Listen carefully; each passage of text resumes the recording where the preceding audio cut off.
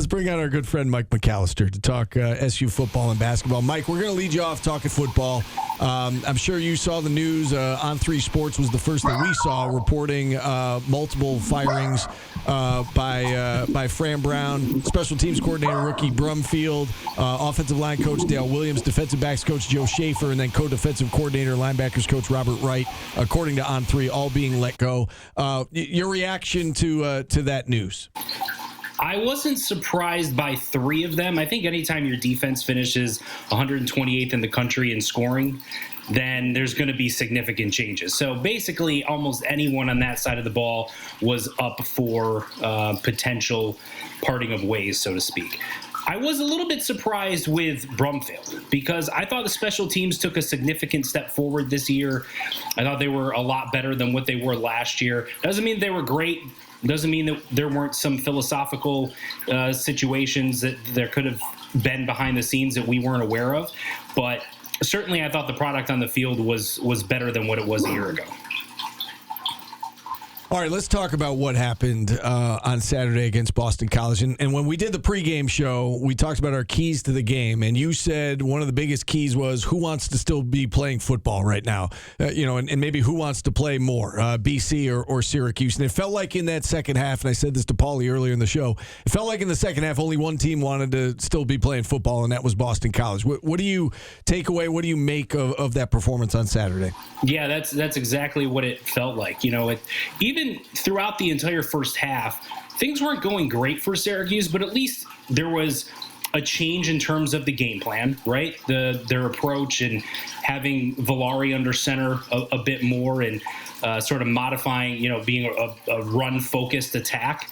And it had some success. They controlled the ball. They controlled time of possession, got into the red zone a couple of times and got some points on the board.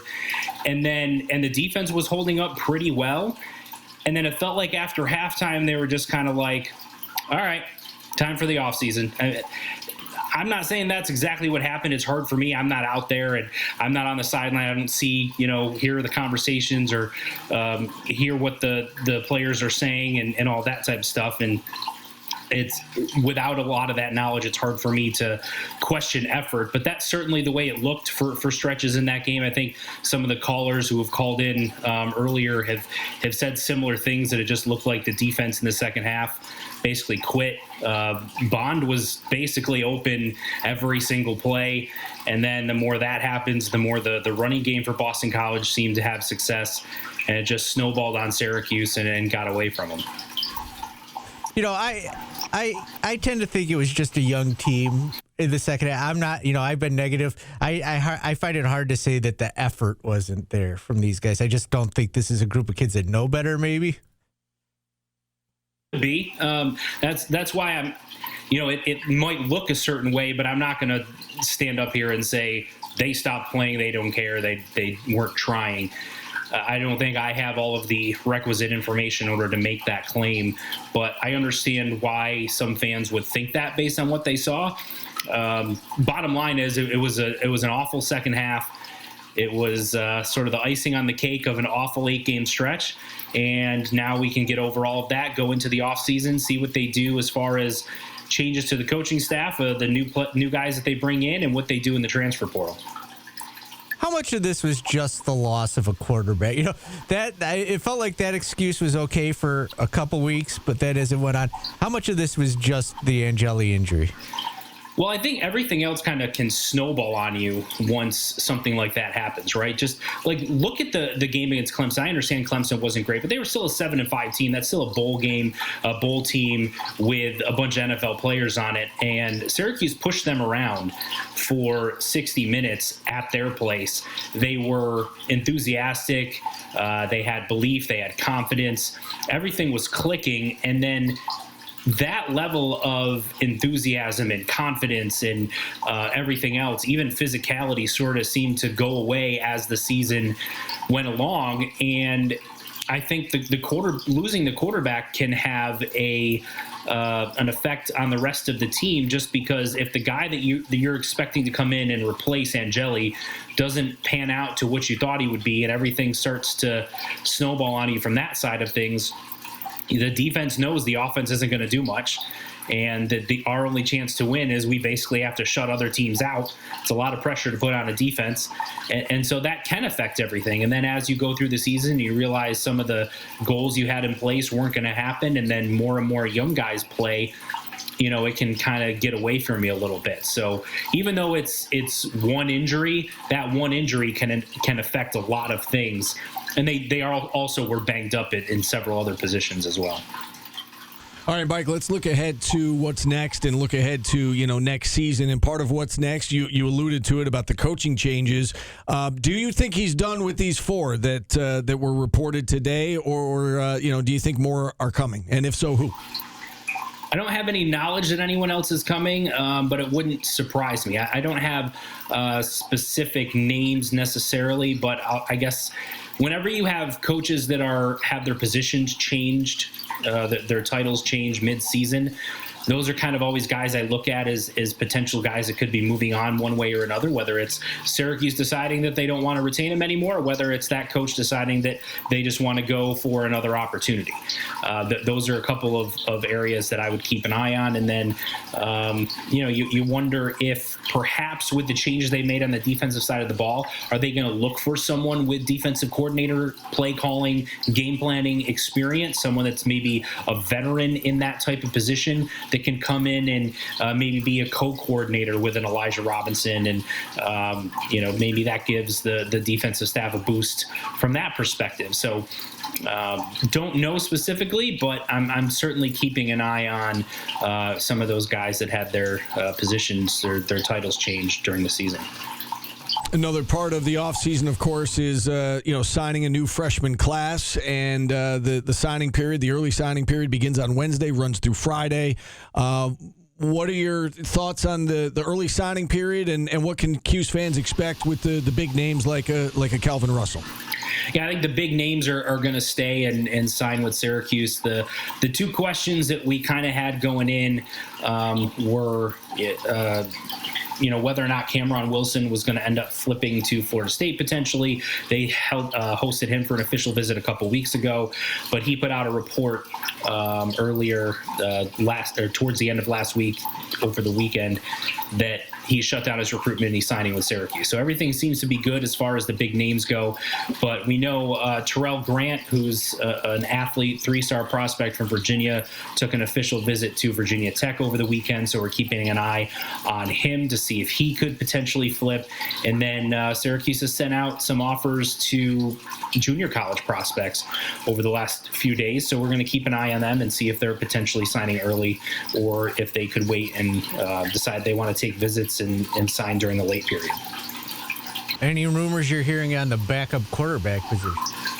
Not yet. I think we need to kind of wait and see what happens with the transfer portal, because we don't know exactly who is going to be entering. The one name that's intriguing, now I haven't heard any direct connection to Syracuse, is, the name's escaping me, but he was at Western Carolina last year.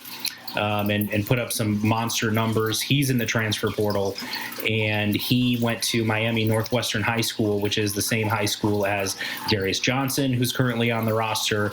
Calvin Russell, who you just mentioned, is the 5-star wide receiver that should be signing on Wednesday. Tadarius Hughes, who flipped from Florida State recently, 4-star defensive back.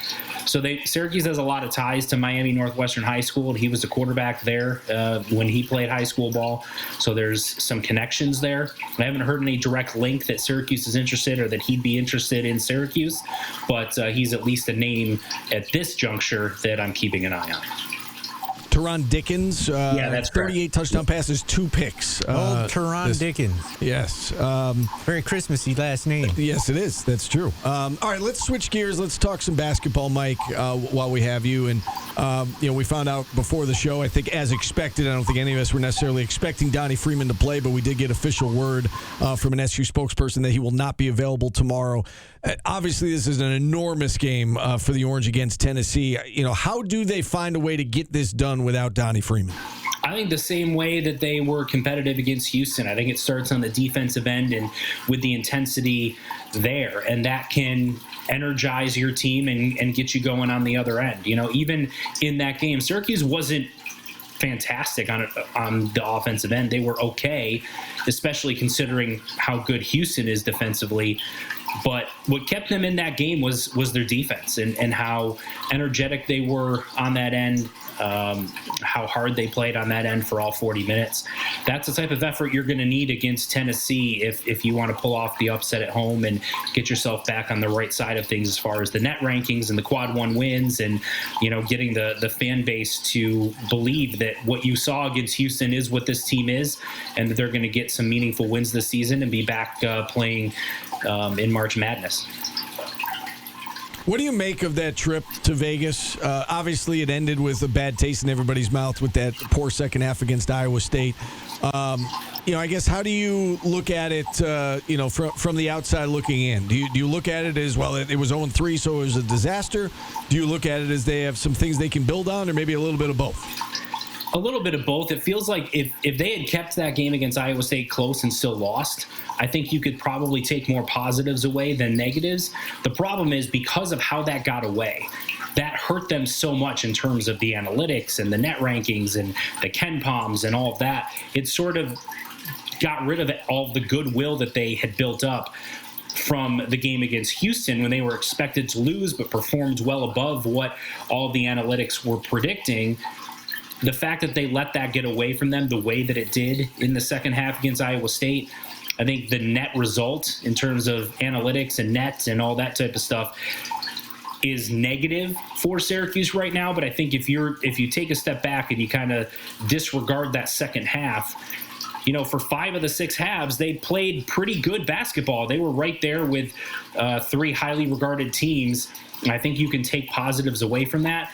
But as much as you can take positives away from those things, at some point you got to start winning games and not just winning games against the Delaware States, but you got to start winning games like when you have a Tennessee coming to your place or you start getting into conference play and you've got that stretch the last 8 to 10 games or whatever it is where it seems like every team is inside of the top 60 in the net rankings right now. You got to win your share of those games if you want to make the committee look at you as a serious NCAA tournament team.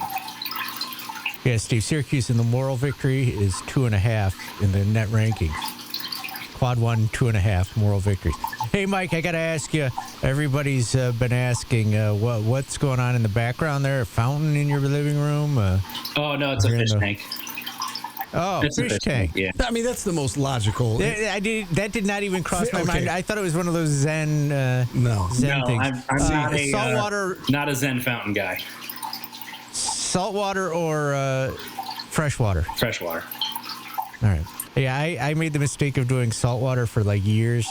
That was the most expensive hobby I ever had. Fish tank was the first thing that popped into my head. I figured that's what it was. Mike, great stuff as always, and thank you for your last answer there, because that's essentially what I've been saying for the last half hour, and Paulie was angry at me. So I'm angry at him too, but I like him. Mike, be well. We'll talk again next week. Thanks, guys. Appreciate it.